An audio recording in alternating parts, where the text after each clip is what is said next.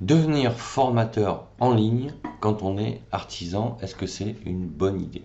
Avant de te répondre, je voulais te dire que tu peux télécharger gratuitement mon livre Devenir formateur en ligne, dans lequel justement je t'explique comment ça se passe. Alors, est-ce que c'est une bonne idée?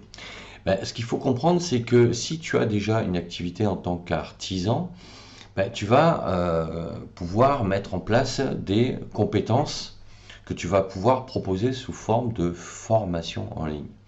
Alors évidemment, ça ne va pas se faire du jour au lendemain. Pour ça, il va falloir que tu te formes. Il va falloir que tu apprennes les méthodes, les techniques pédagogiques pour construire et concevoir des formations en ligne.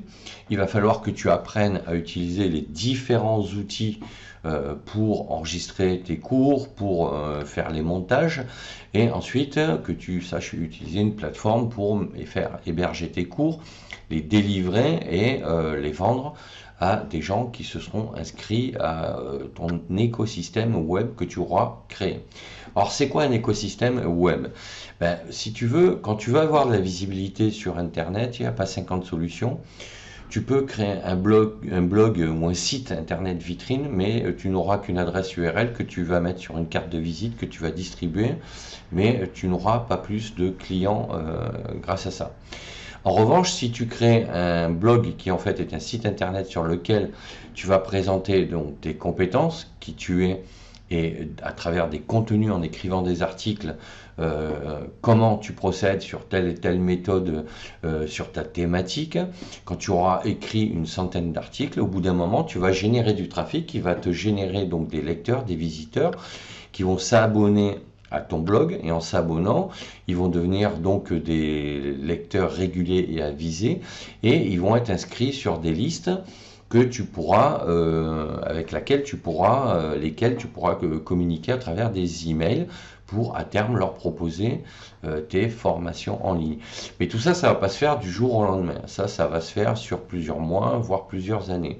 Donc c'est pour ça que si tu as une activité en tant qu'artisan, tu vas pouvoir comme ça consacrer quelques heures seulement pour préparer ton projet.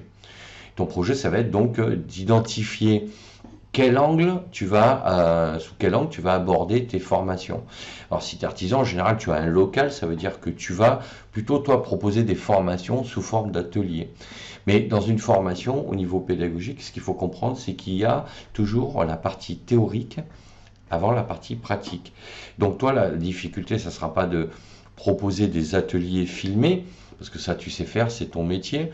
Alors il faudra apprendre à se filmer, à faire les montages, ok, mais la difficulté, ça sera de mettre sur papier la partie théorique pour que les gens comprennent pourquoi il faut appliquer de cette manière la partie pratique. Mais une fois que tu auras appris ça, que tu te seras formé, à ce moment-là, tu pourras créer une activité en ligne qui sera complémentaire à ton activité actuelle, mais qui va te permettre de te faire connaître. Et c'est ça qui est intéressant avec un blog, c'est que tu vas pouvoir être connu dans le monde entier, parce que tu vas générer du trafic qui va venir des 5 continents. Moi, si tu prends l'exemple de mon blog, j'ai des gens qui me lisent, qui habitent en Amérique du Sud, Amérique du Nord, en Océanie, en Asie, en Afrique et en Europe et en France, bien évidemment. Ce sont mes principaux lecteurs, mais je touche même des mecs ou des gens en Chine, entre guillemets, donc tu vois, même en Asie, en Inde, etc. Alors, ça doit être des gens qui parlent français, des Français expatriés ou des francophones, peu importe, mais tout ça pour te dire que quand tu vas mettre ensuite ton activité en ligne, l'intérêt c'est de pouvoir l'automatiser, ou du moins la semi-automatiser, parce que c'est jamais vraiment automatisé à 100%, parce qu'à partir du moment où tu dois créer des contenus sur ton blog, tu vas être amené à créer une chaîne YouTube pour ton personnel branding. Pour quelle raison? Parce que les gens viendront chez toi pour 3 raisons, et c'est ce que j'appelle les 3 piliers, c'est-à-dire l'ikigai du formateur en ligne, à savoir que les gens viennent pour ce que tu fais, pour ce que tu sais et pour qui tu es. Une fois que tu as réuni ces 3 piliers-là sur ton écosystème, blog, chaîne YouTube, page Facebook, éventuellement des posts sur Instagram, à partir de là, tu te constitues une armée de fans qui vont te suivre et qui à terme vont t'acheter tes formations. Donc voilà ce que je voulais dire sur ce sujet. Donc n'hésite pas à me laisser un commentaire si c'est ton cas, si tu as ce statut-là, cette profession-là, cette activité-là. Et n'hésite pas à mettre un pouce bleu vers le haut, donc à t'abonner à la chaîne, et pense à la petite cloche pour être prévenu quand je ferai d'autres vidéos. Je te dis à bientôt pour d'autres sujets.